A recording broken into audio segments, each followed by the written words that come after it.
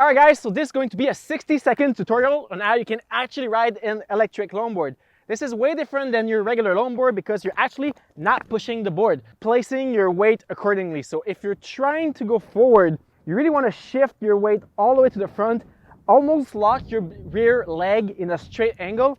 That way your hips are forward, your weight is forward, and as you pull on the trigger slowly, you're not going to fall. If you're trying to accelerate with your weight fully centered, the board's just going to kick under you. So once you reach your cruising speed, that's where you can shift your weight back to the center. That way it's a lot easier to actually carve the board. But once you're reaching the point that you want to slow down, you need to shift your weight all the way to the back of the board, almost locking your front leg again. And that way you're in control as the board is slowing down. So it's really a matter of shifting your weight from fully to the front, to the middle, to the back. Alright, so if you guys are wondering, I'm actually riding a Meepo City Rider 3E longboard, and in my next video, I'm going to teach you guys how to properly carve an electric longboard. So stay tuned for that.